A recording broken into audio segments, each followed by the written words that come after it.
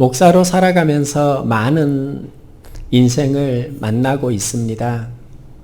신앙이 자라기 위해서, 환경을 극복하기 위해서 상담을 해오는 분들이 있습니다. 상담을 하면서 느끼는 게 하나 있는데요. 정말 많은 이들이 환경 속에서 눌려서 살아간다 하는 것입니다. 지쳐있는 영혼들이 정말 많이 있습니다. 환경에만 지치는 게 아니라 또한 신앙생활을 하는 마음의 터전도 지친 분들이 많이 있습니다. 한 집사님의 이야기입니다.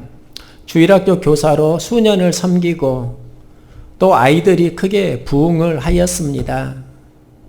그런데 섬기는 교회에 갈등이 생기면서 교회를 떠나고 이제 큰 교회로 가서 섬기는데, 그리고 3년이 지났는데 영혼이 바닥을 치는 공고함을 느끼고 있다 하는 이야기를 하는 겁니다. 다시 무언가를 해야 할 것 같은데 시작하기도 쉽지 않다고 영혼의 신음소리를 들을 수 있었습니다. 이 이야기는요, 어느 개인 한 명의 이야기가 아니라 이 시대를 살아가는 수많은 그리스도인들의 이야기일 수 있습니다. 구원의 기쁨, 감격, 누리며 충만한 삶을 살았는데 이제는 그 충만함이 바닥을 치고 있는 것입니다. 목사인 저의 이야기이기도 합니다. 청년 시절 구원의 기쁨, 감격에 매일 예수님을 소개하고 싶은 열정이 있었는데 그런 열정이 제 안에서 사라지는 것도 경험을 했습니다. 사람들이 청년 때 적당히 믿으라고 했는데 목사가 되고 그런 소리를 한 번도 듣지를 못했습니다. 하나님은 백성들을 향해서 돌아오라 말씀을 하십니다.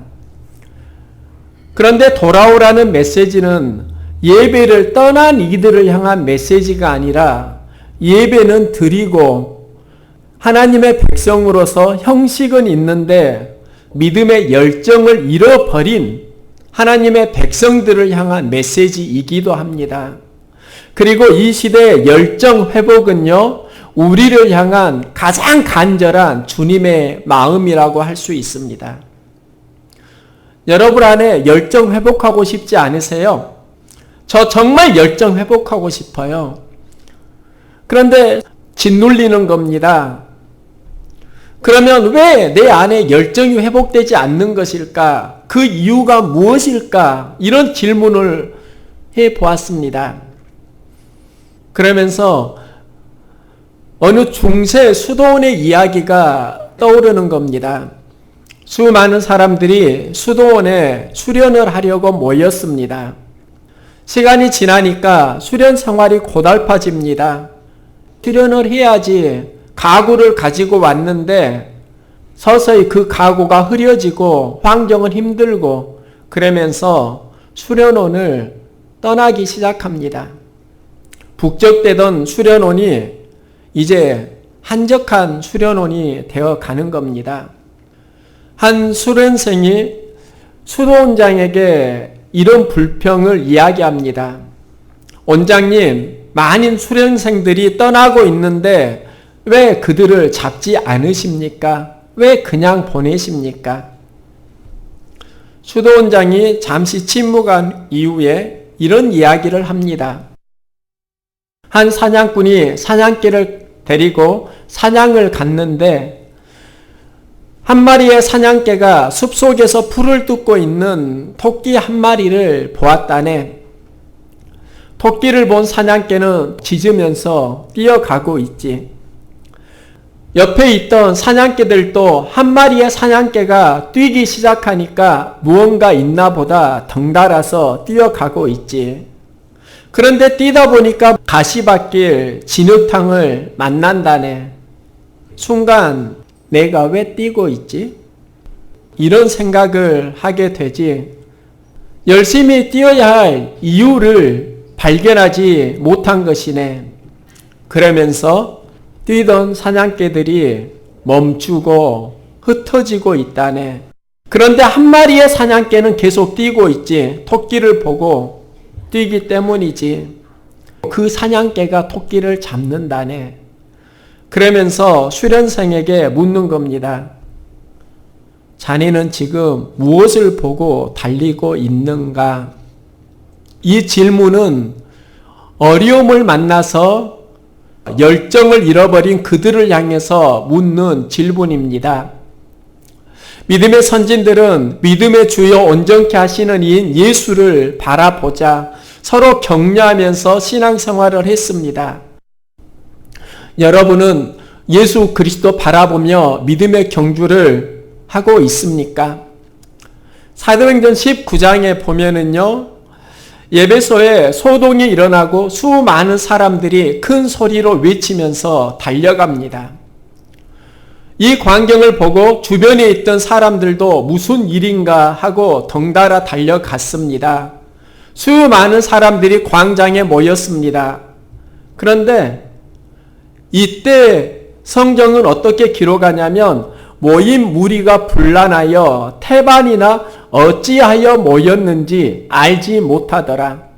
많은 사람들이 몰렸는데 내가 왜 여기 있지? 그걸 모르더라 하는 이야기입니다. 이 질문을 우리도 하게 되는 시점이 있습니다. 오늘 예배를 드리는데요. 예배는 예수 그리스도를 향한 신앙 고백이 있기 때문에 여기에 모인 것입니다. 신앙이 있으니까 모인 것입니다. 신앙이 없다의 문제가 아니라 신앙이 있는데 그 신앙의 열정이 서서히 식어가는 때를 만난다는 것입니다. 이게 이 시대에 하나님에게도 참 아픔이고 고민입니다. 믿음의 거인들이 지금 이 시대에 잠자고 있습니다. 열정이 식어가고 있습니다. 어떻게 식어가는 열정을 회복할 수 있을까? 저는 한 주간 이 질문을 하면서 새벽에 기도했습니다. 그리고 한 가지 발견한 게 있는데요. 믿음의 선진들은 믿음의 행진을 할 때 그들이 가슴 속에 품은 어떤 영혼의 깃발이 있었다는 것을 알게 되었습니다. 칼빈이 살던 당시에 스위스 제네바에는 사치와 방탕이 심한 도시였습니다. 술집 도박이 만연했습니다. 칼빈은 그 스위스 제네바를 하나님의 도성으로 만들고 싶은 열정을 품습니다. 그리고 그 열정과 함께 마음속에 품었던 하나님의 깃발이 있는데요. 코람데오 정신입니다. 코람데오, 하나님 앞에서라는 의미를 가집니다. 하나님 앞에서 사는 코람데오 그리스도인들이 있는가 하면 코람문도 세상 앞에서 살아가는 수많은 그리스도인들도 있습니다. 많은 그리스도인들이 하나님 앞에서 코람데오 인생이 아니라 코람문도의 삶, 세상 앞에서 살아가니까 코람데오 하나님 앞에서 살자 제네바에서 성시화 운동을 일으킵니다. 그리고 거리에 넘쳐나던 술집, 도박이 하나하나 사라지고 신앙의 회복이 일어나는 것입니다. 칼빈이 제네바를 변화시킬 때 붙들었던 깃발, 그게 가슴속에 코람데오입니다. 하나님 앞에서 살자. 이 하나님 앞에서라는 코람데오 정신이요, 동시대에 마틴 루터에게 영향을 줍니다.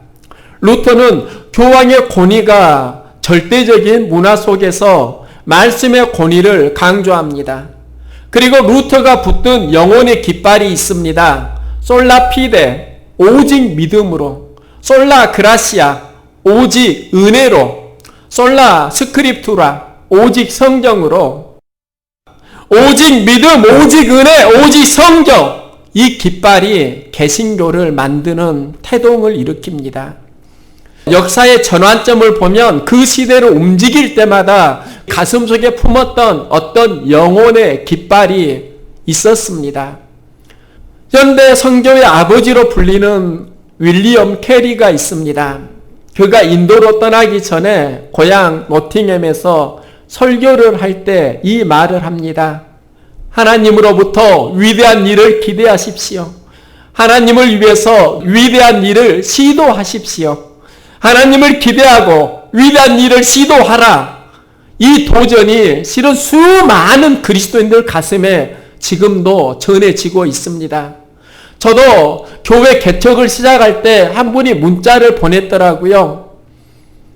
하나님을 기대하고 하나님의 위대한 일을 시도하라. 윌리엄 캐리의 메시지를 보냈던 것입니다. 하나님께 돌아가는 어떤 변환기에는 영혼의 깃발이 있었습니다. 우리의 삶도 마찬가지입니다.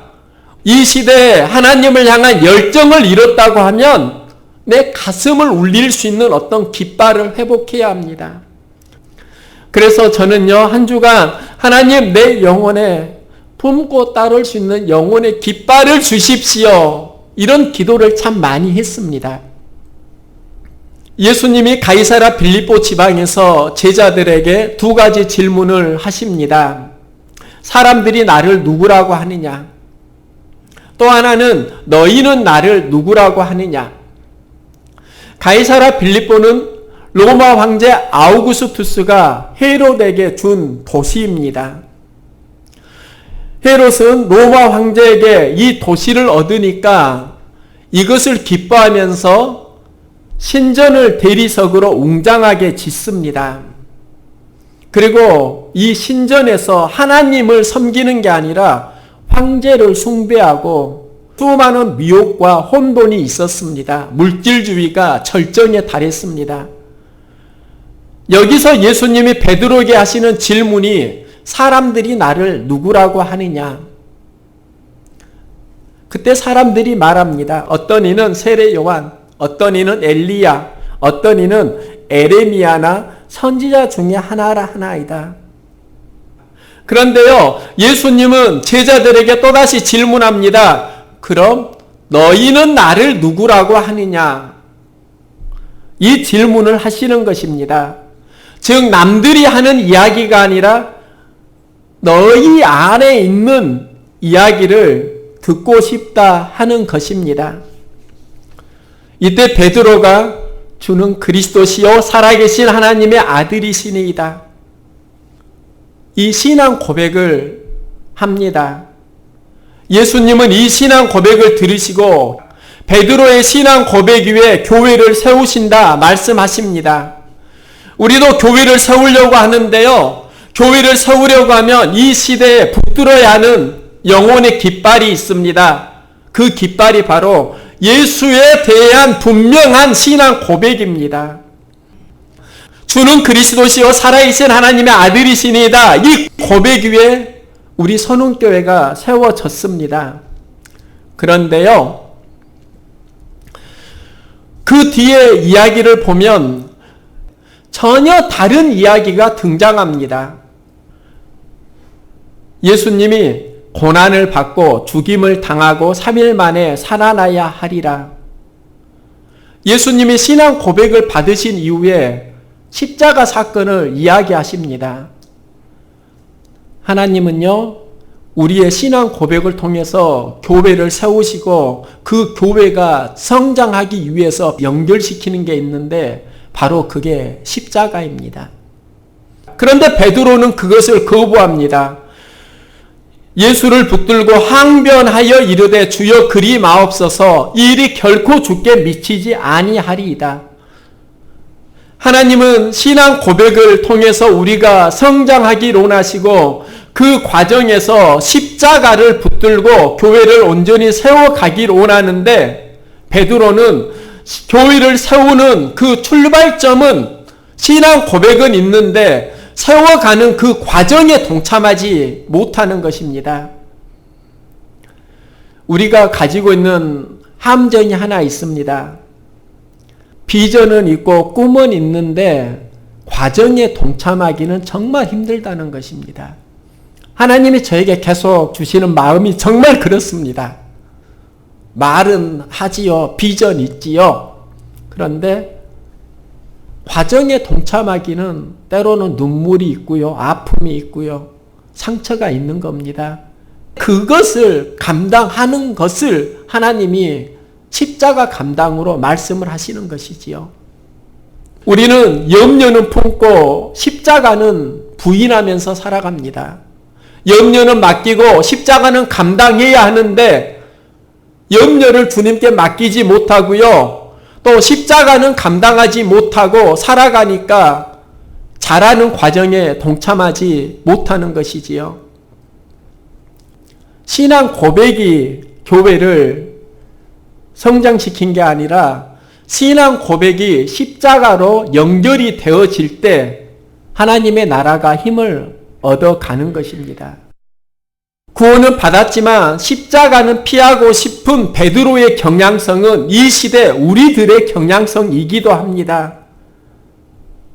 신앙 고백 있고 구원 받았는데 십자가는 피하고 싶은 것입니다.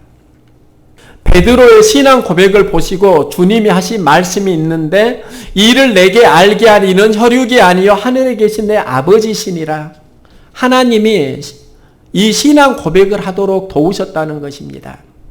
그런데 이 신앙 고백이 십자가와 연결되는 시점에 주여 그리 마옵소서 일이 결코 주께 미치지 않을 것입니다. 베드로가 다른 말을 합니다. 그런데요, 그 뒤에 베드로를 향해서 하시는 말씀이 사탄아 내 뒤로 물러가라. 너는 나를 넘어지게 하는 자로다. 예수님은 베드로를 꾸짖는 게 아니라 사탄아 물러가라. 이렇게 말씀을 하십니다. 우리가 신앙 고백은 있지만 십자가를 감당하지 못하도록 하는 어떤 영적 세력이 있다는 것입니다. 누구에게나 신앙 고백은 있습니다. 베드로도 신앙 고백을 했습니다. 그런데 마귀는, 사탄은 우리가 신앙 고백하는 것은 허락합니다. 그런데 그 신앙이 십자가로 향하는 것은 막으려고 합니다. 마귀가 언제 등장하는가를 보면 하나님의 나라가 언제 이루어지는가를 알 수 있습니다. 예수님이 광야에서 40일 금식 기도를 하실 때 마귀가 등장합니다. 예수님이 그때 말씀을 붙들고 기도하시니까 여기서 하나님의 나라가 이루어지는 것을 아는 것입니다. 그래서 막으려고 합니다. 말씀보다 떡으로 살라, 떡 우선순위를 통해서 유혹하는 것이지요. 이때 예수님은 떡보다 말씀 우선순위를 선택하십니다. 환경이 공격할 것입니다. 말씀으로 계속 반격하십시오. 또 베드로가 신앙 고백을 하고 예수님이 십자가를 말씀하시는데 이때 마귀는 베드로의 신앙 고백이 십자가를 향하지 못하도록 이 시점에 등장합니다. 신앙 고백이 있을 때 하나님 나라가 시작은 되지만 성장을 하려고 하면은요, 그 신앙이 십자가로 연결이 되어져야 되는데 그것을 방해하는 것입니다. 그러면은요, 교회가 성장하는 원리, 우리의 신앙 고백이 있어야 하고 이 신앙 고백이 십자가와 연결되어지면 하나님 나라가 확장이 되어진다는 것입니다.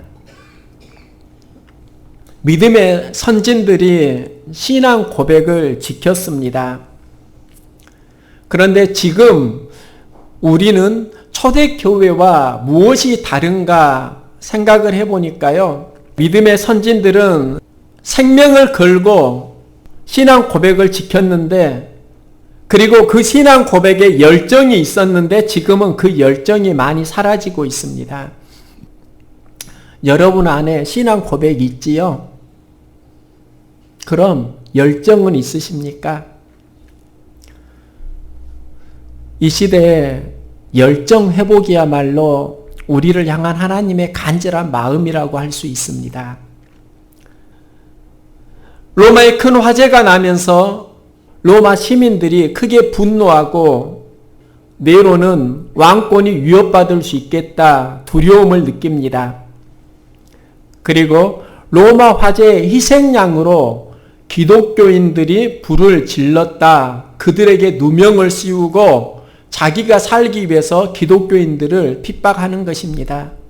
이 핍박을 피해서 수많은 그리스도인들이 공동묘지인 카타콤으로 숨어 들어갑니다. 숨어서 지내기는 참 좋은 장소였습니다. 그런데 여기에서 두 가지 갈등이 생깁니다.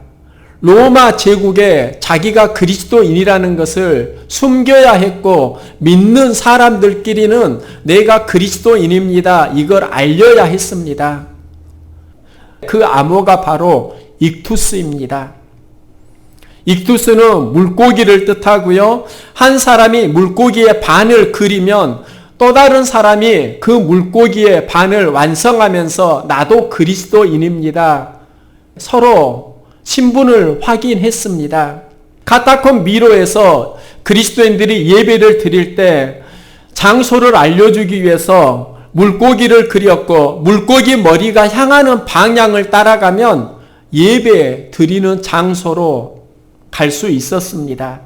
이 익투스가 첫 머리를 따면 예수스, 크리스토스, 데오스, 휘오스, 소테리아스, 예수, 그리스도, 하나님 아들, 구세주 이렇게 통했던 것입니다. 이 익투스가 암호였고요. 베드로가 신앙 고백을 하면서 받았던 그 신앙 고백과 동일합니다.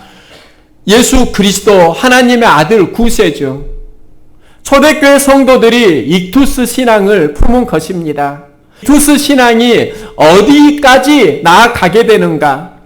네로 왕이 그리스도인들을 처형하기 위해서 콜로세움에 잡아옵니다. 이 콜로세움은 거대한 원형 경기장입니다.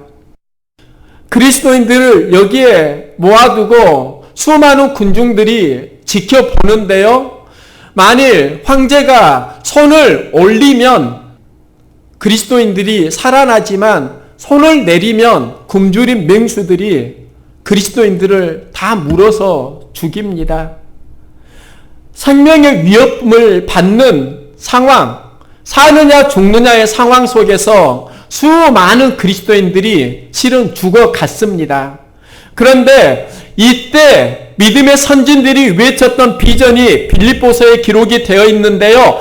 하늘에 있는 자들과 땅에 있는 자들과 땅 아래에 있는 자들과 모든 무릎을 예수의 이름에 꿇게 하시고 모든 입으로 예수 그리스도를 주라 시인하여 하나님 아버지께 영광을 돌리게 하셨느니라.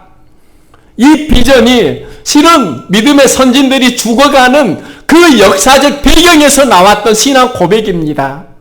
너희들이 우리를 죽이고 조롱하지만 언젠가 예수 이름 앞에 너희가 무릎을 꿇고 예수를 주로 시인하게 되리라. 이 비전을 죽어가면서 외쳤던 것입니다.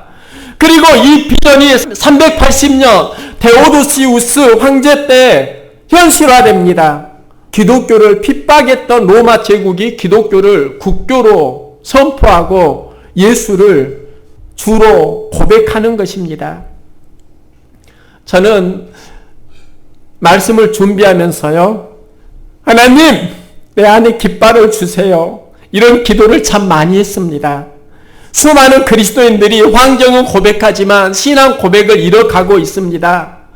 그게 다른 사람의 이야기가 아니라 때로는 내 자신의 이야기이기도 합니다. 그래서 하나님, 내 안에 깃발을 주세요. 황정으로 가면 아이고 죽겠네로 가고 이 환경에서 하나님 비전을 외쳐야 살아나는데 하나님 비전을 외칠 수 있는 깃발을 저에게 주세요. 여러분 깃발 있습니까?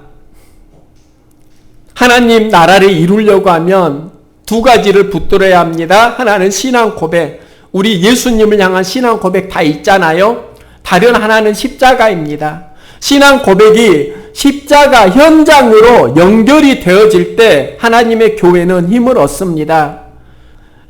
여전대회가 올레일을 하고요. 전도를 나가자고 합니다. 그때 많이 성장했다 하면서도요. 현장을 감당할 수 있을까 걱정도 되었습니다. 하나님이 기도하게 하셨고요. 기도하면서 하나님이 저에게 두신 영혼의 깃발이 있는데 이 깃발이 초대교회에 외쳤던 그 익투스 깃발을 다시 한번 흔들어 보자. 예수스, 크리스토스, 데오스, 휘오스, 소테리아스, 예수 그리스도 하나님 아들 구세주, 이 고백 위에 교회가 세워졌다고 하면 우리 선운교회도요 이 익투스 비전을 붙들기를 소망합니다. 이 신앙 고백이 십자가를 감당하는 삶으로 연결되면 교회가 자랄 수 있다라는 비전을 우리에게 말씀을 하시고요. 어떻게든지 마귀는 그것을 막으려고 등장을 한다는 것입니다.